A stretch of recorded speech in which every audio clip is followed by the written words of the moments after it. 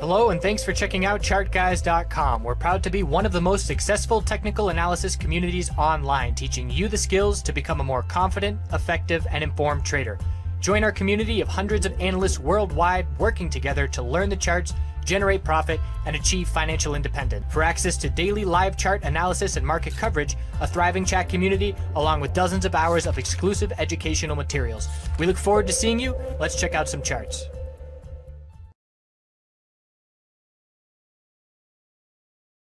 Hey everyone, going to start this video off with a bit of a fireside chat with some wet wood burning in the background, but it's better than nothing. So I'm going to talk a bit bigger pictures, psychology of the space, and I'm going to put this in front of both the Canadian and the USMJ video because it is relevant to both. So first things first, we'll talk bigger picture, what's going on, why are we so weak? Certainly one of the reasons that we're so weak, there's multiple reasons. One of the short-term reasons why we're so weak is this big vaping scare that's going on right now.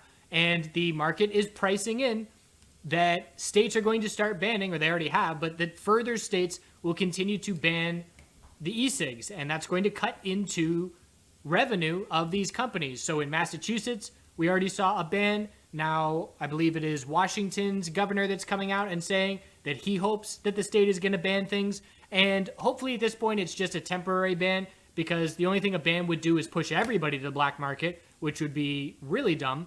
But ideally just putting regulations into place and maybe some more strict regulations, which would be fine. And then the companies can adhere to those regulations. And it would honestly probably be a good thing in the end, because if I'm sitting here and I've got a source for black market THC vapes, and I know there's a risk that I could die or I could be physically impaired because I don't know what's in those, or I could go down the street and pay more but know for certain that it's been tested and that there's nothing that's going to harm me in there as far as vitamin E oil or whatever other pesticides, whatever, I'm going to pay the extra money to not have to think about that concern. So if we can get to a point where we have the regulations in place, that will be beneficial for, in my opinion, driving more people away from the black market going to the regulated market.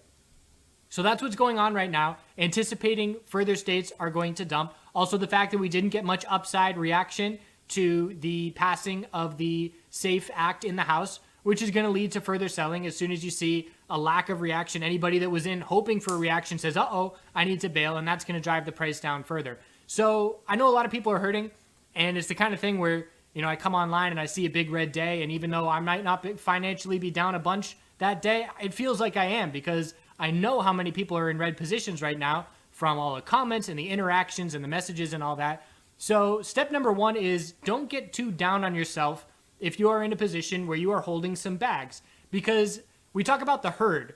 And when I talk about the herd, I'm talking about everybody, the big group of people. And the herd is the kind of people that hold bags. And that's because psychologically and emotionally, that's what happens in markets. We have big, hype, euphoric markets, and the psychological impact it has on people is to either be greedy and keep holding, not have a stop loss, not have an exit game plan, have a thesis that we're going to go up eventually and I'm just going to keep holding. Whatever the reason is, people end up holding bags. So we honestly, to be successful as traders or successful as investors long-term over decades, we literally have to rewire our brains and our psychology as to what has been molded either through nature or society or both. So it's normal to be a bag holder, and we obviously have to learn from our mistakes. So I've said this many times, but it's the kind of thing where if you're following a mentor, they can say it 100 times, you still have to learn for yourself. And that's something that I have learned as an educator. People have to learn for themselves that stop losses are essential and bag holding is not a way to go. And it's the kind of thing where once you learn once, if you can learn from that mistake and vow to yourself that you will never repeat it and then be disciplined to never repeat it, you can be successful. And I've said many times also that I would be in much worse shape right now if I did not go through this early on in my career. So I went through this in my penny stock days within my first 2-3 years of trading, where I had a penny stock that I was following and I was doing due diligence on it and I was reading the financials and this was the next best thing. And I ended up with a $7,000 position that went to $42,000 when I was 21, 22 years old, and everything was great. And then it all came back. And I gave all of that profit back. And I said, wow, I just learned a lot. I learned about convertible debt. I learned about dilution. I'm never going to do that again. And I have not done that again. So the only reason that I am in a position is, or that I'm in a better position, is experience. And I've said many times that I would absolutely shudder to think at what I would have given back from the cryptocurrency 2017 run if I did not know what was coming in the sense of a major pullback. So this kind of pullback has happened in markets all the time. Even in just the past 2 years, we can pick a half dozen markets where it's happened in. Right now, CGC has pulled back on the weekly time frame 55, 60%. We look at Bitcoin. Bitcoin's a relevant example just because of a major hype euphoric market. We pulled back 84%. It got to the point where, I like to underpromise and overdeliver, and I like to stay conservative, but we were down in the 3,000, 4,000 range, and it was very easy to say that when we bottom, Bitcoin will make a very easy 100% move. And in the end, it turned out going up 400% in a few months after that after the emotional cycle shifted from despair. It was a very quick shift. So a lot of people, I can't tell you how many people were holding bags from 15,000, from 12,000, from 9,000. And eventually there was some relief. But the bottom line is a ton of lessons were learned, and those people are going to apply those lessons to never be holding bags for prolonged periods and for 30, 50% drops ever again. It happened in natural gas. Natural gas shot up in 2018 at the end of the year, and we pulled back massively on the weekly time frame from there, 50, 60% pullback. The 3D printing stocks, this was absolutely brutal. We pulled back 95% in DDD over 2 years. But the bottom line is this happens time and time again. So if we learn from the mistake and we don't repeat that mistake, there's other hype markets that are going to come. I know that it is very likely that sometime in the next 2 to 5 years, I'm going to trade a hype market that I am not anticipating in the slightest right now. And I'm not going to give back profits, and I'm not going to hold on to bags when that hype bubble pops. So again, the important takeaway is don't beat up on yourself and think you're terrible at this, because it's very normal to be a bag holder. You have to train yourself and go through the experience and learn from the mistake to not be that bag holder. So it gets to the point where what's the difference between an experienced trader and investor and an inexperienced trader and investor? What's going on psychologically? So if we just look at CGC as an example on the weekly time frame, so we can both have the same thesis. And let's start off just by saying that I have been extremely wrong in the marijuana space multiple times in 2019. I remember saying, going back and saying, I'm watching for the potential of the summer lull to be priced in a bit early. Obviously, that did not happen. And the only reason that I'm not sitting here holding a 40% down position is because I know when to cut my losses, and I know when to admit I'm wrong and bail on the trade and say, this is not going the way that I thought it would. So remember Cron, I was looking for Cron to set a monthly high or low and trying to position myself for that when we were trading in the $13 range. And I made an entry into a position. I forget the exact dates of when that entry was, but I believe it was here, and there it is. So I entered just under $14, or right around $14. And I said, all right, I'm looking for a monthly high or low. I'm going to try and position myself to benefit from this. We saw a beautiful daily trend change. We saw a nice follow-through move. At that point, my position was up a solid 10, 15%. I put a stop loss in, and I said, okay, well, if we get back to my break-even point, I'm going to be wrong. The odds that we're going to see a monthly high or low, if we see this much of a bounce and then give it all back, I'll be wrong. So I want to stop out. So I ended up exiting that position in a small amount of green because I exited when the daily high or low lost. So I knew to bail because it was not following through as I was anticipating that it would. And that had prevented me, if let's say an inexperienced trader would have the same thesis. I'm looking for a monthly high or low. I'm looking for the MJ space to turn around. And they would keep holding. They wouldn't cut their loss because they have their thesis that it's going to go up. And even if it keeps dropping, they keep telling themselves it'll go up eventually. And the pain just gets worse and worse. So whereas an experienced trader will cut that loss or cut that trade at break even, the inexperienced trader at this point is now in a position that is down 30 to 40%. So another example, when I was trading the cryptocurrency space in 2018, I was only playing bullish and playing oversold bounces for a number of reasons, which I won't get into, but mostly exchanges being limited. But I traded from, this was what the chart looked like, and I only traded bullish, and I ended up with a pretty solid year in cryptocurrency profits. And there were many times where I was playing oversold bounces and I scaled in too early. The dump got more extreme than I was anticipating. And I would take a loss in the red just to reload cheaper. So what I mean by that is if we're dumping on the 4-hour time frame and I'm getting in for a 4-hour oversold bounce and I get in too early, and so my average scale in position is too high, the 4-hour oversold bounce gets going, and we know we're just looking for a 4-hour lower high, but that 4-hour lower high does not get back to my break-even point. I will still scale out into that 4-hour lower high at a loss, knowing that if we confirm a 4-hour bear flag, I will just reload cheaper. If I'm in a position that's down 10% and I see a bear flag, I mean, how many bear flags has IAN given us on the daily time frame the past few days or past few weeks? The answer is a lot. So if I see a bear flag and I'm in a red position, I can still sell and just reload. If I sell IAN, I see this bounce and say, wow, that's a really bad bounce. My position right now is down 10%. I want to keep a long-term position, but I know we're likely to drop to lower lows. So I exit at 316 and then I can reload the leg down. And even if I just take off 10%, that lowers my cost basis 10% and it keeps me in the game. So it's just the difference between an experienced trader and how they're going to do it and an inexperienced trader. And the biggest takeaway is stop losses always and having an exit plan. What am I going to do if it keeps dropping? Because again, as I've said many times, we can always go lower. There can always be another leg down. It can always get uglier than you think it will. So right now, unfortunately, there's a lot of people stuck, and I know a lot of people watching this video right now, they're stuck in a position where they're saying, I'm down 30%, I'm down 40%, and I know it's going to bounce. Do I cut my loss right now? I know it's just going to turn around eventually. I'm very confident in the space as a whole. And then they decide, nope, I'm sticking with my thesis. I'm just going to hold. And then next thing you know, a week later, it's 10% lower. And they have the same exact conversation in their head. Do I sell now that I'm 40% down or 50% down when I know it's going to bounce? And they get to a point where it's just frozen and inability to act because they're down to a point where they're scared that if they sell, the bounce is going to get going. So should you sell now? I'm not going to answer that question, and I never could. It all depends on where you entered. It depends on your personal financial situation. How long can you let the trade ride out? The takeaway is, number one, don't get down on yourself and don't get depressed. Number two, learn from your mistake and never let this happen again. Number three, respect stop losses on any investing or trading position that you ever take in your life. Number four, always have a game plan of where you will exit if something happens, if it's going against you, if it ends up playing out in a way that you did not anticipate.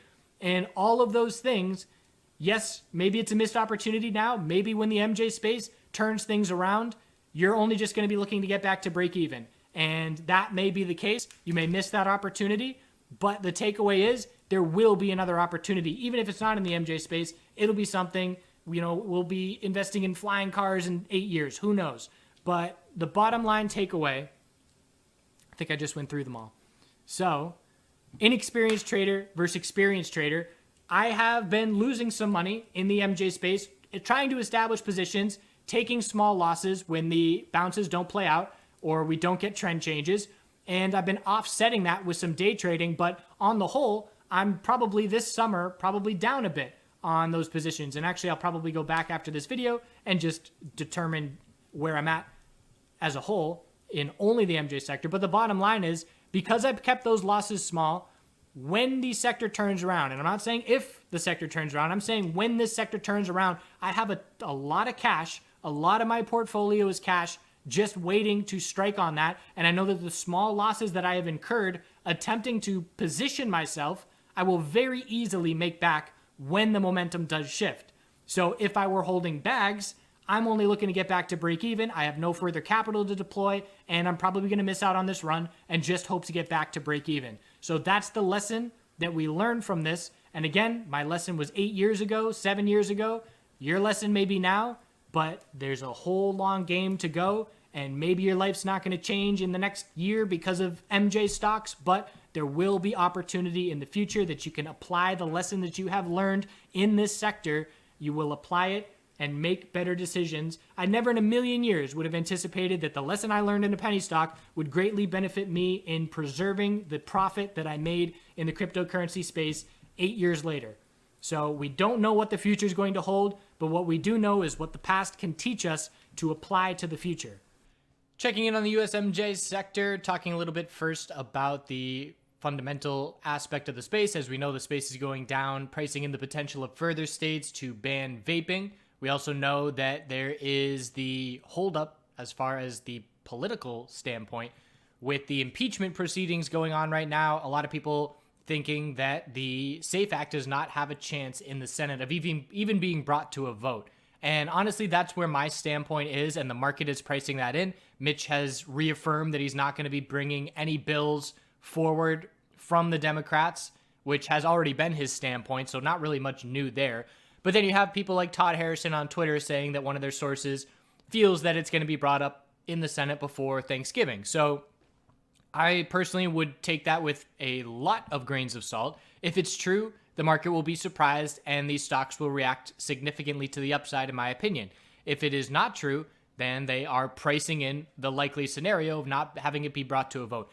If it gets brought to a Senate vote, in my opinion, I'm going to treat that as it passing. So I will act aggressively bullish if it gets brought to a vote in the Senate. And the reason for that is because the House had half of the Republicans supporting it. And if Mitch is going to bring it up, I would believe that the Republicans that are needed, we only need 5 Republican senators or so to get on board. And I do believe that we would have that if it were brought to a vote.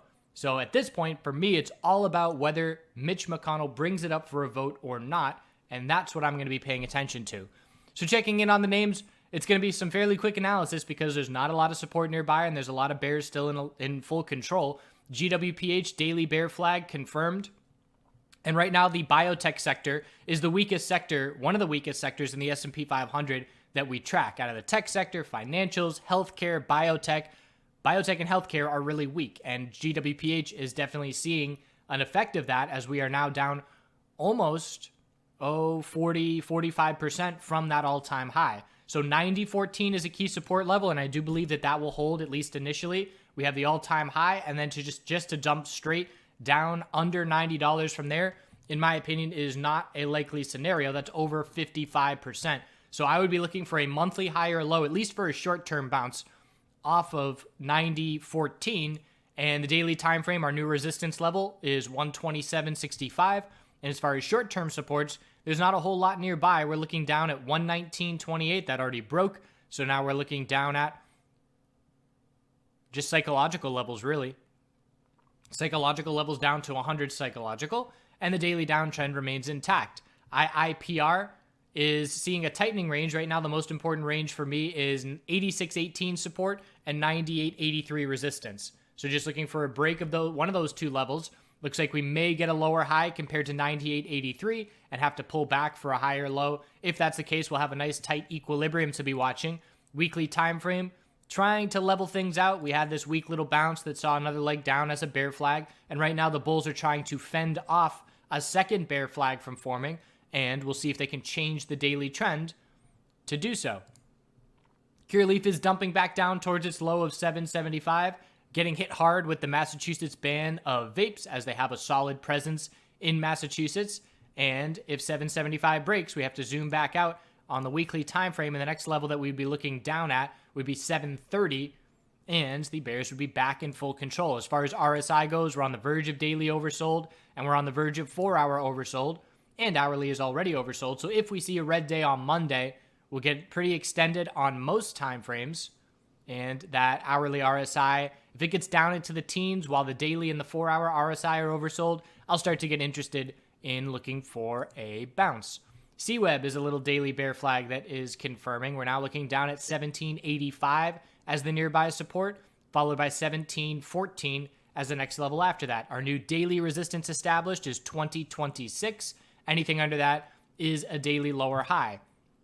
And when I say that I'm looking to play a bounce, what I'm going to do is what I've done in the past, the recent past, where I make entries and I exit partial positions into short-term oversold bounces. And that allows me the comfortability of being able to manage that position. So just as an example for Curaleaf, last week I made an entry on Wednesday and was able to sell half of a position to lower my break-even cost. And then when I exited the whole position, when the bulls got no follow-through, it ended up being pretty much break-even. If anything, worst case, it's a very small loss. So always selling into strength if I'm entering into weakness.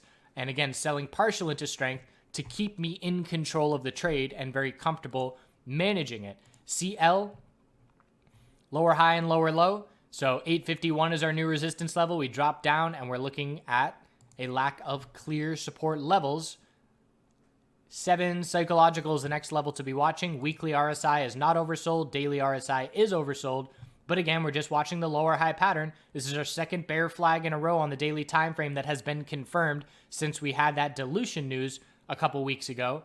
And the bears have full control. OH is doing the same thing. It dropped to a lower low. Daily RSI is on the verge of oversold. Zooming out to the weekly chart, 640 breaking. So we're looking down now at 503 as the next support level. And anything on the daily chart under 663 is a lower high. And again, just used that short-term little bounce attempt to exit a lot of positions, some of them slightly green, some of them in the red, because bear flags mean we are likely to see another leg down. I do believe that this coming week, with 5 trading days ahead of us, I do believe that we'll start the week with a potential final push down before some short-term stability, just in the sense that I don't expect to dump all this coming week because of such significant bearish action last week. TRUL has a little double bottom short term to be watching. That's down at 1050, and the bulls would have to break 1128 to shift that momentum. And it's notable because nobody else is really holding a support the way that TRUL did on Friday. So if we can change that little daily momentum, that will be our weekly higher low forming. So if the bulls can get over 1128, our weekly higher low will have formed, and we'll then be looking up at 1285 as the most important resistance for the bulls to try and change the weekly trend. IAN still in free fall, big bear volume. Looking down at the RSI of 23 on the daily and the weekly time frame, the RSI is now down at 23 as well. So getting into extreme oversold conditions and watching for any short-term bounce to just give us daily lower highs. Short-term resistance right now is 257. And we're going to be watching 2 psychological support already broke on IAN on Friday. But if that level gets any kind of bear break follow through, and again, we can just zoom into the hourly chart and say that anything on the hourly under 229 is just a lower high. We haven't seen the bulls able to change the hourly trend at any point since we started pulling back from 360. So that's a nice guide to be watching, where every bounce attempt is seeing no follow through. And that will change at some point, but it will be clear when it changes with that hourly trend change. So IAN is in free fall, MedMen is in free fall, down at the all-time low. Anything under 225 is just a lower high on the daily chart. That's our new resistance level, and we're just looking down at psychological levels, 190, 180, until we can see some kind of shift. It is a falling knife in black dirt breakdown, and any name that's at all-time lows, HARB is another one, HARV, they are at the bottom of the list as far as bears and bulls. They are certainly the most bearish. You cannot get more bearish than being at all-time lows and in a daily downtrend.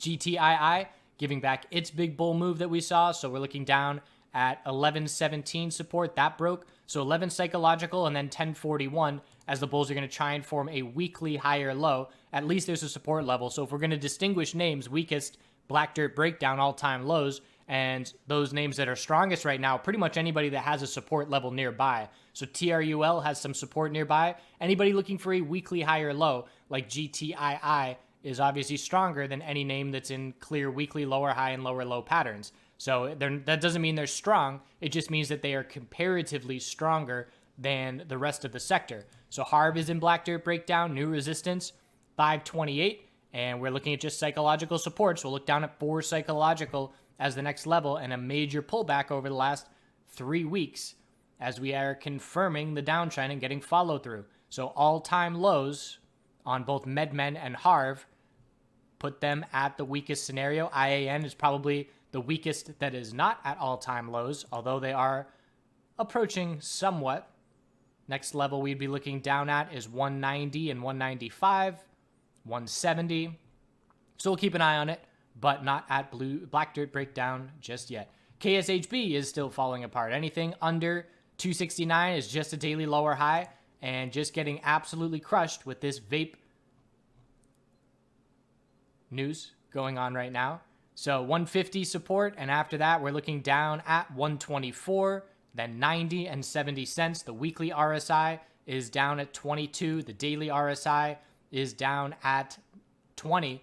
And the bears are in full control. There's volatility here. I mean, we had that bounce. And from that bounce, we went from 210 to 269. So pretty much a 20% bounce in one day from that low. And I would expect that there's going to be other volatile opportunities for trading, but just be aware that it is playing against the trend to try and go bullish. And it's certainly difficult in this scenario. CVSI is weak. Daily bear flag confirmed. Anything under 238 is a lower high. Support on the weekly time frame as the weekly RSI is getting oversold here as well. We're looking down at 172 as the next level, and the bears have full control. So daily and weekly RSI, CVSI, KSHB definitely standing out as some of the more beat up names. IAN is there as well due to RSI. NBEV holding on a bit better, but that's not saying much. We had the gap up open. It was just a daily lower high, heading right back down to 273 support. Anything under 339 is just a lower high on the daily now. And bears have full control. Support test incoming this coming week. PYX short-term support. Bulls have to hold 1274 and then break 1430 to change the daily trend. But this daily chart is pretty choppy. So zooming out on the weekly for a bit more clarity, I can see that we had a weekly higher low and higher high with no follow through. So that makes me cautious of a monthly bear flag at this point. And if we were to pull up the monthly chart, it's not your textbook bear flag, but it's a weak bounce attempt with no follow through is the bottom line. So if PYX were to drop down and break 1274, the odds of a monthly bear flag would increase significantly. ZYNE is a potential daily bear flag on this current bounce. We know this bounce is just going to give us a daily lower high. At this point, the bulls are not getting any follow through on this bounce attempt, nor are they getting any volume. And we're going to be looking at once the hourly uptrend is lost. So hourly support. If 755 breaks, we're going to be looking right back down to our recent low at 713 and the potential of a daily bear flag as it's a weak bounce attempt. And again, biotech sector is weak. Got to bring up Tilt here. So Tilt is down at 32 cents. And this is one of your low cap penny stocks. And these are the names that I'm staying away from in this space because of exactly this chart. I mean, this is saying nothing to the fundamentals of Tilt, which I haven't read. But if technically speaking, if you have to go 1,000% to go back to where you were 6 months ago, obviously that's a huge red flag. And obviously anybody that's ever bought this stock is a bag holder right now. So we could see 100% move and not even go back to where we were a month ago. So obviously this is the last case scenario that any bull wants to find themselves in.